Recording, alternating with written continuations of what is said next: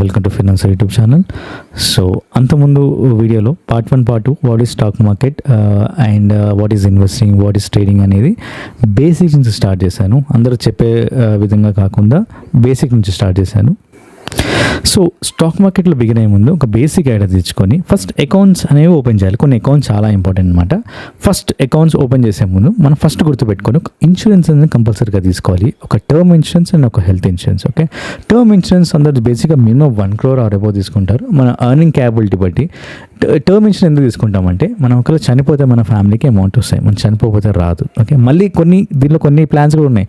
మనకి చనిపోకపోయినా కూడా డబ్బులు వస్తాయి, కానీ ఇప్పుడు మనం ఇప్పుడు 10,000 కడుతున్నాం అనుకోండి, చనిపోతూనే వస్తాయి. ఒక 10,000 ఏవైతే ఉన్నాయో 1 crore చనిపోతూనే వస్తాయి. సో కొన్ని ప్లాన్స్ ఏవైతే ఉన్నాయి, ఇప్పుడు అదే 20,000 కట్టాల్సి వస్తుంది, డబల్ కట్టాల్సి వస్తుంది, కానీ ఈ అమౌంట్ మీకు రిటర్న్ బ్యాక్ వచ్చేసి వస్తుంది. ప్రీమియం ఇంక్రీజ్ అవుతాయి, గుర్తుపెట్టుకోండి. ఓకే, సో బేసికలీ ఇది మన ఫ్యామిలీని సెక్యూర్ చేయడానికి చనిపోతూనే వస్తాయి అనమాట. ఓకే, సో అలాగే health insurance. Okay, health insurance కూడా కంపల్సరీ. ఒక్కసారి హాస్పిటల్ అడ్మిట్ అయితే చాలు 1 lakh 2 lakhs వెళ్ళిపోతాయి. మనం ఇక్కడ స్టాక్ మార్కెట్లో ఎంటర్ అయినాక చాలా ప్రెషర్ ఉంటుంది, మైండ్ చాలా డిస్టర్బెన్స్ ఉంటుంది, అండ్ మనకి జాబ్లో ప్రెషర్ కూడా ఉంటుంది కదా. మనం పక్కన అమౌంట్ కూడా సేవ్ చేసుకుంటూ ఉండాలి. సడన్గా ఏమైనా అయినాయి అనుకోని ఆ క్యాపిటల్ నుంచి ఏదైతే పెట్టుకుంటామో ట్రేడింగ్ క్యాపిటల్, దాని నుంచి తీసి వీటికి పెట్టాల్సి వస్తుంది. ఇంకా అంతే హుష్కాకి ఇంకా డబ్బులు మళ్ళీ సేవ్ చేసుకోవాలంటే మళ్ళీ స్క్రాచ్ నుంచి స్టార్ట్ చేయాలి, ఎంత కష్టమో మీకు తెలుసు. ఓకే, సో అందుకని term and health insurance compulsory తీసి పెట్టుకోండి. అంటే ఆఫీస్ హెల్త్ ఇన్సూరెన్స్ ఉంది కదా అని వదిలేకండి, ఈ జాబులు పర్మనెంట్ కాదు. మళ్ళీ ఒకవేళ జాబ్ స్విచ్ చేసినా ఇమీడియట్ గ్యాప్లో ఏమైనా అవ్వచ్చు. అండ్ కంపెనీలో కూడా పెద్ద హార్డ్లీ ఒక 5 lakhs 3 lakhs ఇస్తారు, అంత మించి ఇవ్వరు. ఓకే, సో కంపల్సరీగా పర్సనల్ హెల్త్ ఇన్సూరెన్స్ అయితే తీసి పెట్టుకోండి మనకి.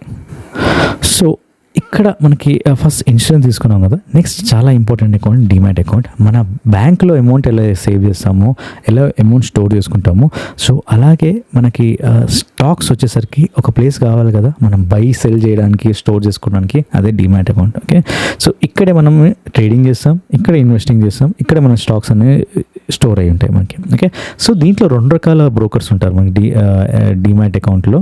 ఓకే, ఒకటేమో డిస్కౌంటెడ్ బ్రోకర్స్ అంటారు, ఒకటి ఫుల్ సర్వీస్ బ్రోకర్ అంటారు. మనం డిస్కౌంటెడ్ బ్రోకర్స్లోనే ఓపెన్ చేయాలి. Okay, so full service brokers అని ఉంటారు కదా, వాళ్ళ దగ్గర అస్సలు ఓపెన్ చేయకూడదు. ఎందుకంటే ఈ డిస్కౌంటెడ్ బ్రోకర్స్ దగ్గర బ్రోకరేజ్ ఛార్జెస్ తక్కువ ఉంటాయి మనకి. ఓకే, అదే ఫుల్ సర్వీస్ బ్రోకర్ దగ్గర ఛార్జెస్ ఎక్కువ ఉంటాయి మనకి.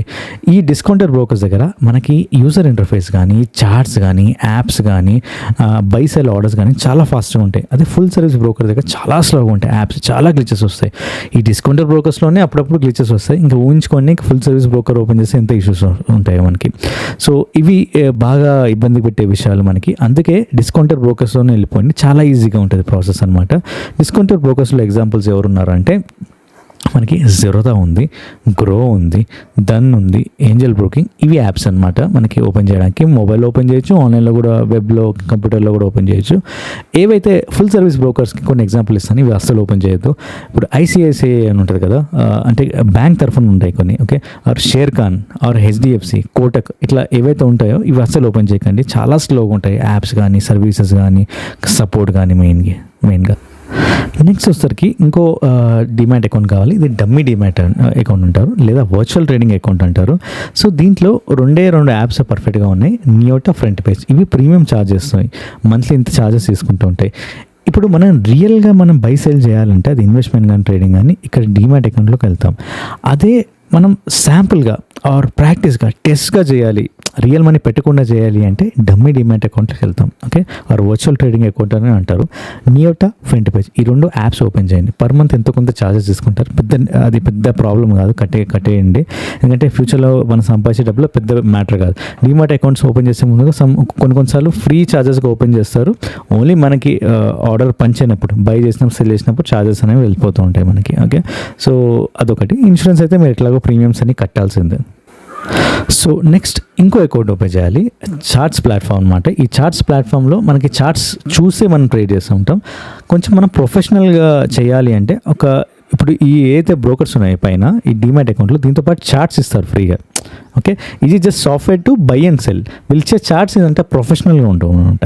అందుకే చార్ట్స్కి సపరేట్ ప్లాట్ఫామ్ తీసుకుంటాం, ట్రేడింగ్ వ్యూ అనమాట. ఓకే, ఇది ఇయర్లీ మినిమం ఒక 12,000 to 14,000 కట్టాల్సి వస్తుంది, బేసిక్ ప్లాన్ అనమాట. ఈ కట్టేసినాక మనకి చార్ట్స్ అన్ని అన్లిమిటెడ్ టైమ్స్ మనకి చూసుకోవచ్చు. మనకి ఇంకా వరల్డ్లో ఏ చార్ట్ అయినా ఓపెన్ చేసుకోవచ్చు, కానీ ఇండియన్ చార్ట్స్లోనే మనకి 1 minute టైం ఫ్రేమ్లో వర్క్ అవుతుంటాయి. చాలా అడ్వాన్స్డ్ లెవెల్ ఉంటాయి. చాలా ఇండికేటర్స్ వాడుకోవచ్చు, మనం కోడింగ్ చేయొచ్చు, మనకి నచ్చిన ఇండికేటర్స్ కస్టమైజ్ చేసుకోవచ్చు, స్క్రీనర్స్ ఉంటాయి, చాలా ఉంటాయి అన్నమాట. ఓకే, సో మనకి అండ్ ఇంకా చెప్పాలంటే ఒక స్టాక్ని బేసిక్స్ ఫండమెంటల్ అనాలిసిస్ కూడా చేయొచ్చు దీంట్లో. అండ్ స్క్రీనర్స్ ఉంటాయి, సెర్చ్ చేయొచ్చు, ఏ పారామీటర్స్ పెట్టి పలానా పారామీటర్లో నాకు స్టాక్ కావాలంటే అన్నీ వచ్చేస్తాయి లిస్ట్ అనమాట. సో అన్ని విధాలుగా మన పెట్టినకి పైసా వసూలు అనమాట. సో చార్ట్స్ ప్రొఫెషనల్గా ట్రేడ్ చేయాలంటే ట్రేడింగ్ వ్యూ అనమాట. ఓకే, సో నెక్స్ట్ వచ్చేసరికి మనకి ఇన్వెస్ట్మెంట్ అనాలిసిస్ చేయడానికి ఒక ప్లాట్ఫామ్ కావాలి మనకి. ఓకే, సో ఈ ఇన్వెస్ట్మెంట్ అనాలిసిస్ చేయడానికి ఒక ప్లాట్ఫామ్ లో మనకి స్టాక్స్ అనేది సర్చ్ చేస్తాం బేసికల్లీ. ఓకే, ఈ స్టాక్స్ ఇక్కడ సర్చ్ చేస్తే A to Z ఇన్ఫర్మేషన్ అనేది వస్తుంది మనకి.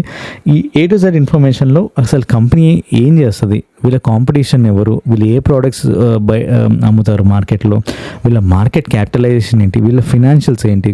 ఓకే, ఎవ్రీ క్వార్టర్లీ రిజల్ట్స్ అనేవి వస్తుంటాయి, వాళ్ళ ప్రాఫిట్స్ ఎట్లా ఉన్నాయి, ఇయర్లీ ప్రాఫిట్స్ ఎట్లా ఉన్నాయి, వీళ్ళతో పాటు వీళ్ళ పియర్స్, వీళ్ళ కాంపిటీటర్స్ ఎలా పర్ఫామ్ చేస్తున్నారు, ఇట్లా అన్ని ఇన్ఫర్మేషన్ వస్తూ ఉంటాయి మనకి. దానికి ఇవి కావాలి. ఓకే, దాంట్లో ఇవన్నీ websites, screen, ticket, StockEdge, Trendlyne, market mojo, ఇవన్నీ వెబ్సైట్స్ ఉన్నాయి. సో దీంట్లో నేను ఎక్కువ వాడేది అంటే స్క్రీనర్ వాడతాను, టికెట్ వాడతాను, స్టాకేజ్, ట్రెండ్ లైన్ అనమాట. ఇది బాగుంటుంది కానీ కొంచెం ల్యాగ్ అవుతుంది. ఓకే, సో అన్నిటికన్నా ఈజీ స్క్రీనర్ మీరు వాడుకోవచ్చు, బిగినర్ కాబట్టి మీరు. అండ్ ఎక్స్పర్ట్స్ కూడా ఇదే వాడుకుంటారు, చాలా ఈజీగా ఉంటుంది, యాప్ ల్యాగ్ అవ్వదు. ఇప్పుడు మనం ఏది డిస్కస్ చేసామో అన్నిటికీ మొబైల్ యాప్స్ కూడా ఉంటాయి, వెబ్ అకౌంట్స్ కూడా ఉంటాయి మనకి. అన్నీ చూసుకొని మన మొబైల్లో ఓపెన్ చేసుకోవచ్చు, లేదా వెబ్సైట్లో మనకి వెళ్ళి ల్యాప్టాప్లో కానీ సిస్టంలో కానీ కూడా ఓపెన్ చేసుకోవచ్చు. ఓకే, సో ఇవైతే చాలా ఇంపార్టెంట్ మార్కెట్లో మనకి. నెక్స్ట్ వీటన్నిటికన్నా ఇంపార్టెంట్ ఒకటి ఉంది, అది ఏదైతే ఉందో దాంతోనే మనం ట్రేడింగ్ చేస్తాం. అది లేకపోతే ట్రేడింగ్ అనేది బిగిన్ కాదు. ఇవి జస్ట్ ఒక ప్లాట్ఫామ్స్ అనమాట మనకి బిఫోర్ ట్రేడింగ్ అనమాట. సో ఆ నెక్స్ట్ వీడియోలో ఆ ఇంపార్టెంట్ థింగ్ అనేది డిస్కస్ చేద్దాం. Okay, thanks for watching.